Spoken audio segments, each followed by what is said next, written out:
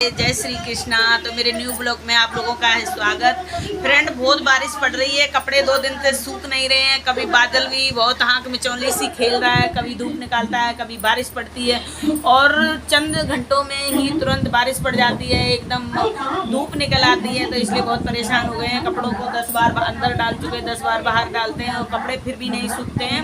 Machine में भी सुखा दो फिर भी नहीं सूख पा रहे हैं, क्योंकि अभी तो हमने कपड़े अपने बाहर ही डाले हैं और बाहर पड़े हुए हैं कपड़े, क्योंकि अभी बारिश का कोई भरोसा नहीं। गेट खोल के देख लेते हैं, कहीं बारिश तो नहीं आ गई है, कहीं कहीं तो बाढ़ आ गई है, घरों में पानी भर गया है।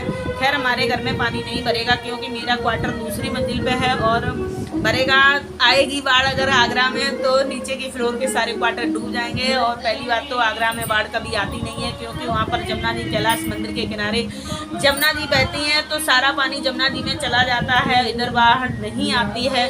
और इधर बारिश होती है बहुत भयंकर तरीके से, बारिश हो जाती है। बारिश की वजह से कपड़े नहीं सूख पाते हैं और घर में भी सीलन सी एकदम चिपचिपा सा हो गया है, इसलिए कुछ अच्छा नहीं लगता। भगवान से कहते हैं, भगवान अब मत बरसो, बहुत बरस लिया आपने, क्योंकि अब देखो धूप निकालो जिससे कि कपड़े भी अच्छे तरीके से सूख सकें और आराम से अच्छी तरीके से, क्योंकि अब बच्चों के स्कूल भी मंडे से खुलने वाले हैं, बच्चे भी स्कूल जाएंगे। अगर बच्चे अच्छी तरीके से स्कूल जाएंगे, क्योंकि अगर कीचड़ वगैरह होगा तो उनकी यूनिफॉर्म गंदी हो जाएगी और बच्चे रोज़ रोज़ यूनिफॉर्म को गंदा करके लाएंगे तो ये भी अच्छा नहीं लगेगा, क्योंकि जब गंदी यूनिफॉर्म होगी तो बार बार धुलनी पड़ेगी जल्दी से, और जब जल्दी धुलेंगे उसको तो फिर बारिश होगी, धूप नहीं निकलेगी तो यूनिफॉर्म को सुखाने में भी बहुत प्रॉब्लम होगी।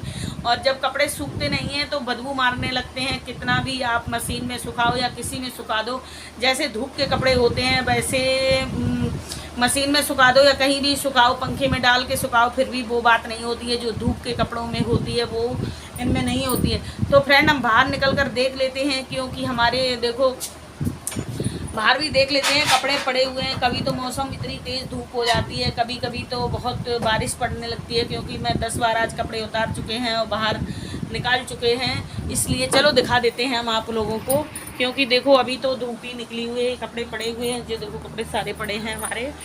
और देखो कितनी तेज़ धूप है, सभी लोगों के कपड़े पड़े हुए हैं, धूप भी है बहुत भयंकर तरीक़ा से, और बारिश भी पड़ी थी। देखो बारिश का पानी भी नीचे भरा हुआ है, देखो पानी भरा है बारिश का। और ये हमारी पार्क में देखो कितनी सारी वो बारिश की वजह से घास उगाई है इसमें, और देखो पानी कहाँ कहाँ तक भरा हुआ है। देखो इतनी बारिश पड़ी यहाँ पर, वो सारा पानी भरा है, इधर उधर सब में पानी भर गया है बहुत ज़्यादा। तो फ्रेंड, हमने आप लोगों को दिखा ही दिया है, बहुत तेज़ बारिश पड़ी थी यहाँ पर।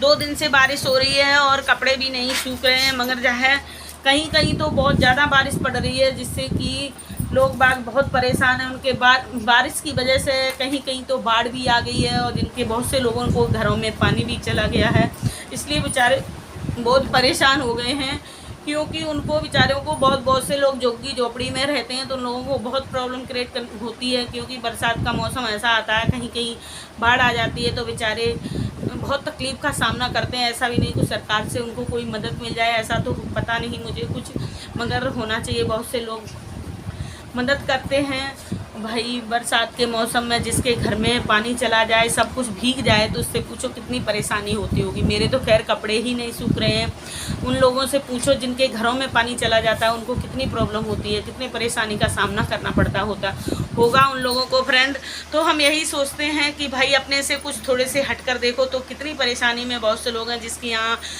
बाढ़ की वजह से सारी फसलें उजड़ जाती हैं, खेती बाड़ी में भी अन्न दाना सब बाढ़ बहा कर ले जाती है, तो वो बेचारे कैसे अपना समय काटते होंगे, उनसे पूछो।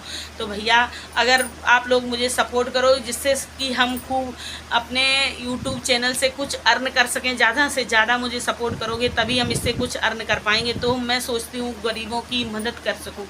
भोलेनाथ की कृपा से किसी चीज़ की कमी नहीं है, मगर ये सोचते हैं जब अपने पास कुछ ज़्यादा होगा तभी हम किसी की मदद कर पाएंगे।